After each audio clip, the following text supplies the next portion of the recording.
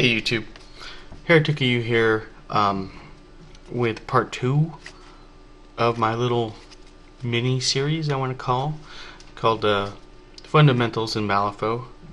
Today we're going to look at triggers. Triggers are your best friend. They can save your life. They could do damage when you need to. They can even give you extra cards. Okay? Or some triggers can give you extra models.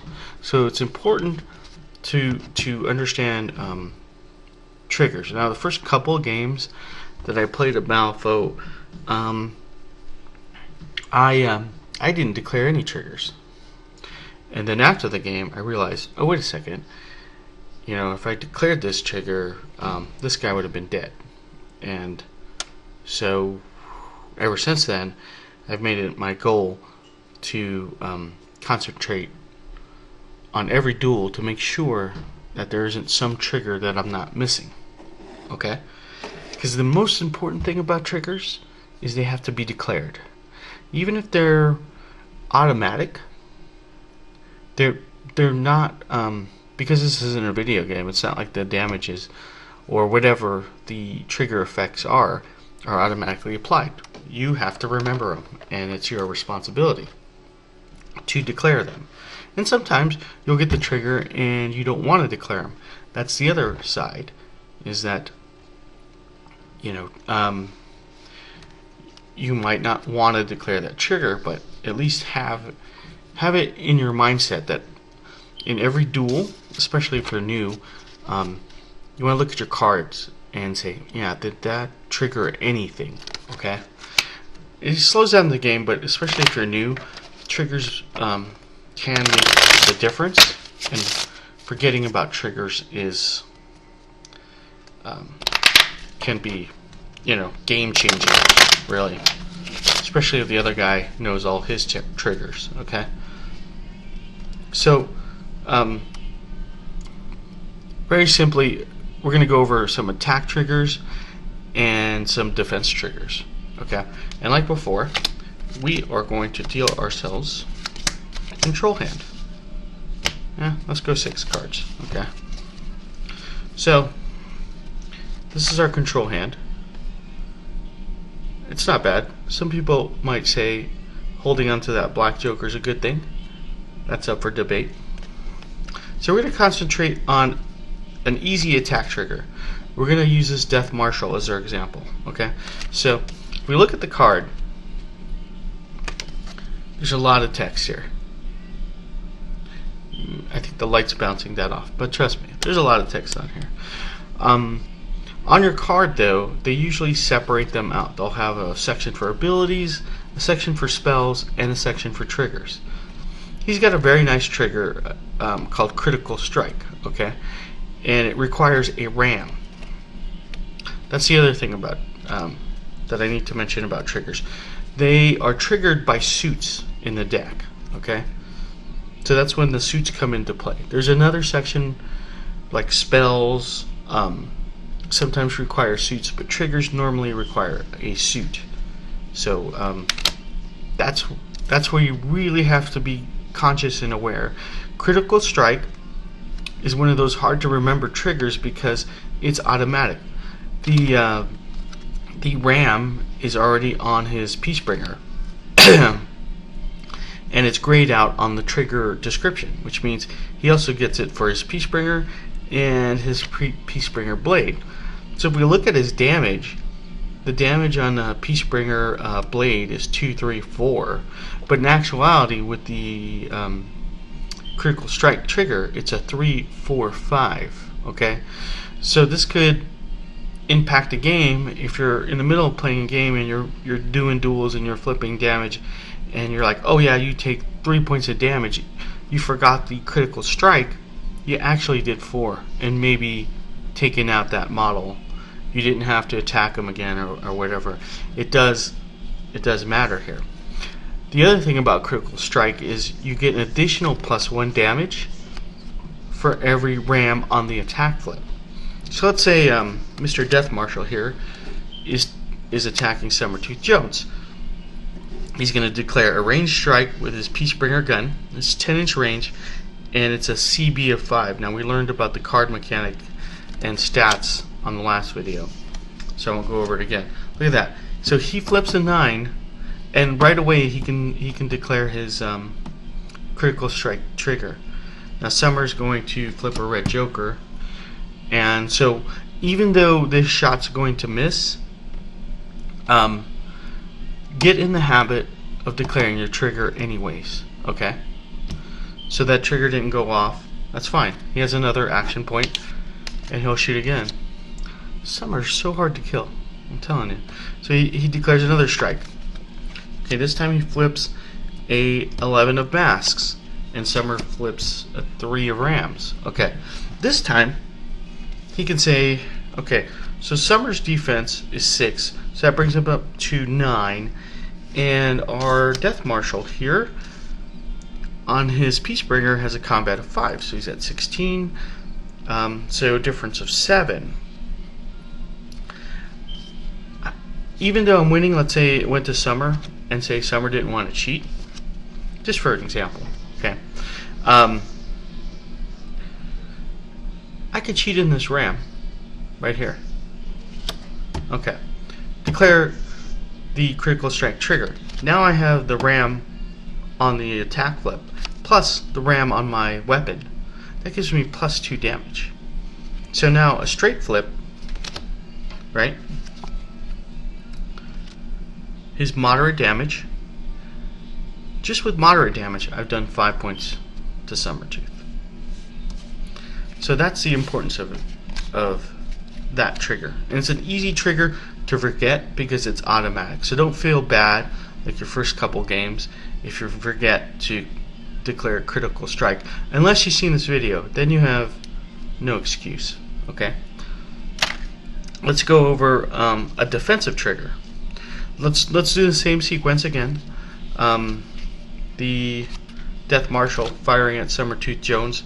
This time the control hand belongs to Summertooth. Okay, so Death Marshal fires 13 atomes. Pretty high attack flip there. Summer flips a 3 of crows. That's pretty weak. Okay. So Death Marshal's combined total is going to be 17. Summer could cheat in this mask, okay, and declare his defense trigger, which is Squeal. Now, because Summer's defense is higher anyways, it's 6. He has 19. Death Marshal only has 17. The Death Marshal would miss, but had he hit, Summertooth declaring that trigger would take damage, but immediately get to push 4 inches away from his attacker. This is really important if, for example, we weren't using the Death Marshal, we were using the Samurai Zombie. Now, the Samurai Punk Zombie has a CB of 7. This becomes a 20, okay? And so Summertooth is going to get nailed because he's at 19. But guess what? He declares his trigger. Let's say the Samurai Punk Zombie said Flurry, which is a special ability. He's going to attack him 3 times. But on the first attack, after we flip for damage, let's do damage real quick. So we flip for damage. He takes moderate, which I don't have the Punk Zombie card on me, but I think it's 5 points.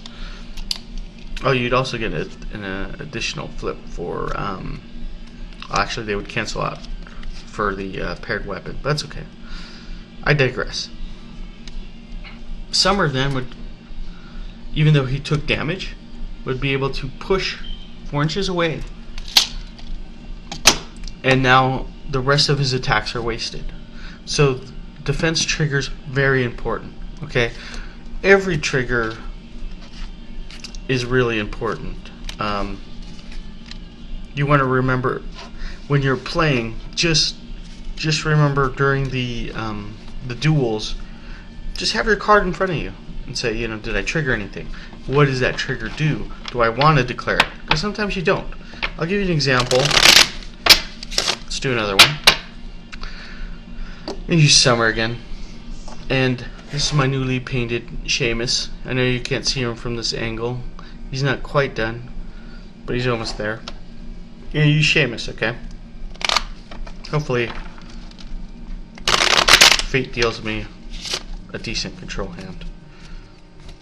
We can hope. One can hope, right?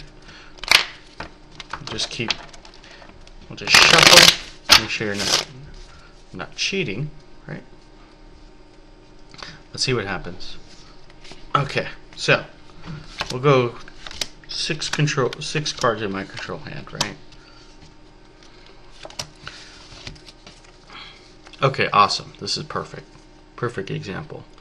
Now, we got a high crow in here, which is great for this example. So let's say Mr. Sheamus here is going to strike at Summertooth Jones. And since I'm new to Sheamus, I've never played him before, I'm just gonna strike with my bag of tools. It has a combat of 5. Here's my attack flip. Look at that. I get my crow. And then Summer flips his 4 crows. Okay. Now, at this point, my CB5, I'm at 14. His defense is 6. Let's say the opportunity to cheat comes around. Neither one of them cheats. I have a trigger called Slit Jugular with Sheamus here, and it requires 2 crows. So there's a crow on his weapon, and so he needs an additional crow on his attack flip. So he meets the requirements, so he can declare this, which means that Summer would have to discard 2 control cards or 2 soul stones, or be killed outright. It's a pretty powerful trigger, but sometimes maybe you just want to do the damage instead, because this says that you inflict no damage when you declare this trigger, but you have the chance to kill the model outright.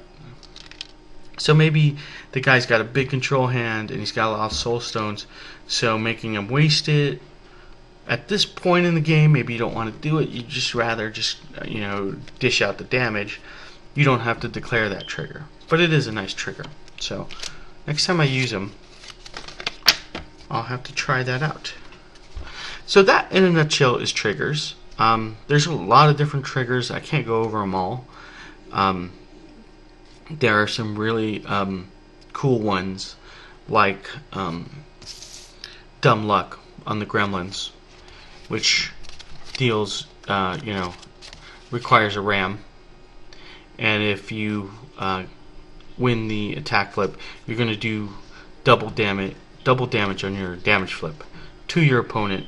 And then if it's a range strike, you take half that damage because you're gremlins. And gremlins feel no pain, really. They just blow themselves up and they don't care. That's why I'm playing gremlins a lot lately.